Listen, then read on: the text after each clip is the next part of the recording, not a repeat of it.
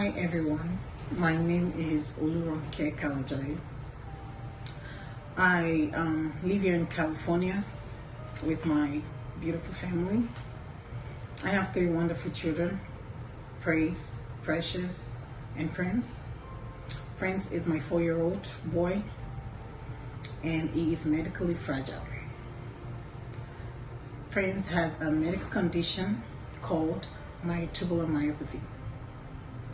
When I was pregnant with Prince, I had a very smooth pregnancy.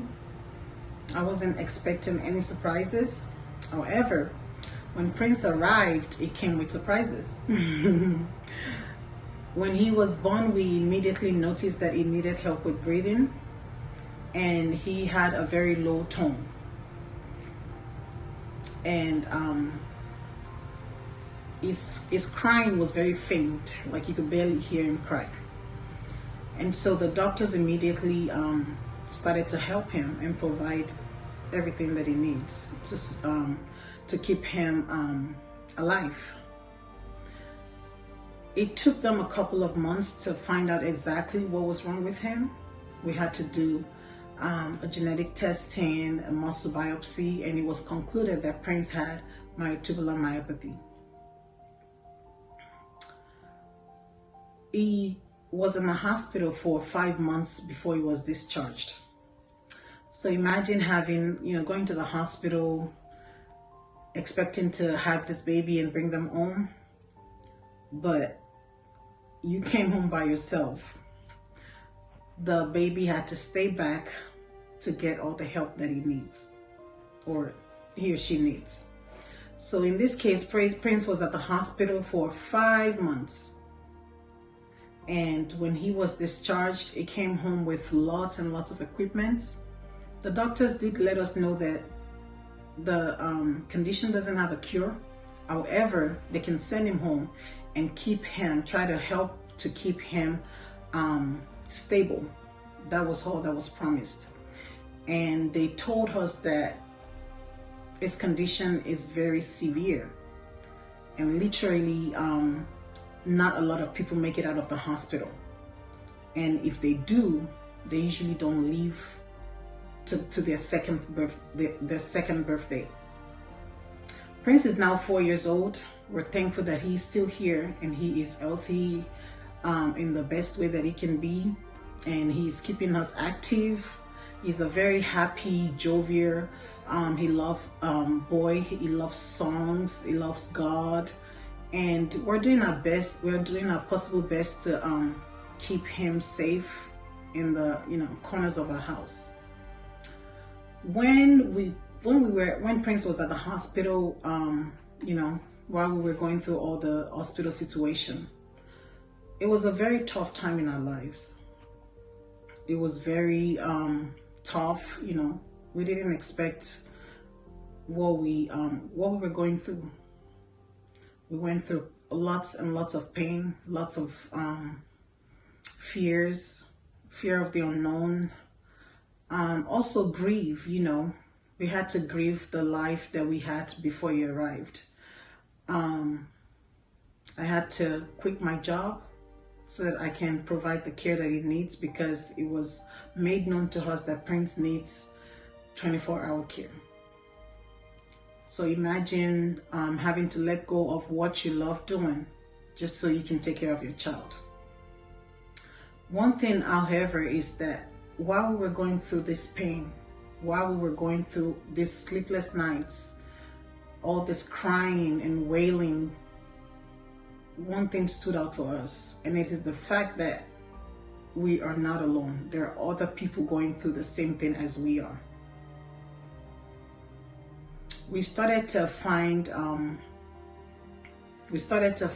and reach out to other people that have children with the same condition, and through supports from these connections, we were able to pull ourselves together and weather the storms. We are originally from Nigeria, and so this hits us a little differently. We have an upbringing and we have a way of responding to things, and it's different from the way the people in America are brought up. And so every time I think about Prince, and every time I think about the way his situation came about, my heart always goes out to people in Nigeria that are experiencing the same thing as me or as my family.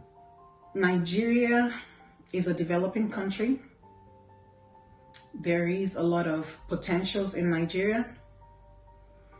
We can do better in so many aspects. There's lots of opportunities for growth in Nigeria. The healthcare system, just many things we can do better. And so while we're working towards that, myself and my family has decided to reach out to those people in Nigeria that needs the help to pull through during their difficult time with their special needs child. If Prince were to be born in Nigeria, he wouldn't have made it out of the hospital. He wouldn't even have survived the first hour of his life, because the healthcare system might not have been able to provide him the care that he needs. And the kind of moral support that we received here, we're trying to bring that education, that awareness, that advocacy to Nigeria. My experience of special needs in Nigeria, it's not very enticing. It's not nice. And so me having a child as Prince and knowing what I know now, I want to educate the people of Nigeria. We want to help to eradicate, or at least begin the process, to eradicate isolation, to eradicate injustice towards disabled people in Nigeria. And we can only do this by advocacy, by providing resources, by providing education, and helping to reduce the ignorance. And so we as a family are starting a foundation.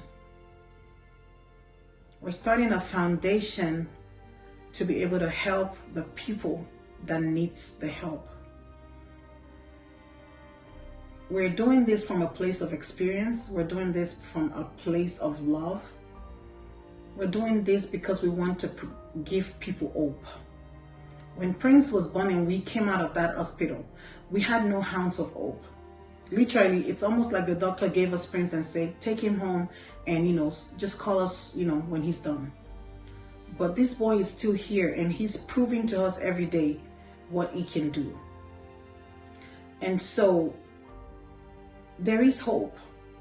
When you have a child that's medically fragile and you have the resources that you need and you have the support that you need, literally that child can thrive and they can fulfill their destiny.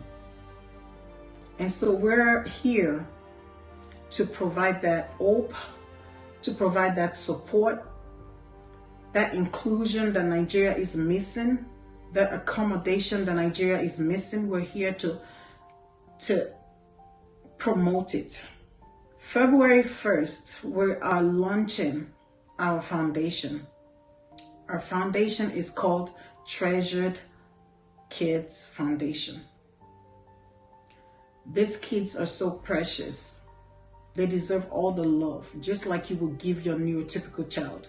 They deserve all the support. They need a little extra support, but they do deserve it.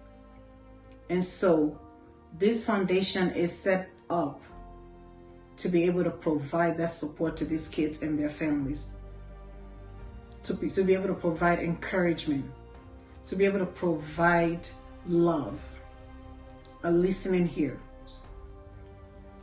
And we are counting on your support. We know that we have friends, we have families, we have followers that can be of support to us, and so we are reaching out to you, introducing this organization to you. It's a non-profit organization and we are counting on you to support us as you see fit. Thank you so much for your countless support to me and my family, your comments on all of our posts, your encouragement, whether through calls, whether through messages. None of them is ever unnoticed. We appreciate it and we love you so much. Thank you, and please reach out to find out ways that you can support Treasured Kids Foundation.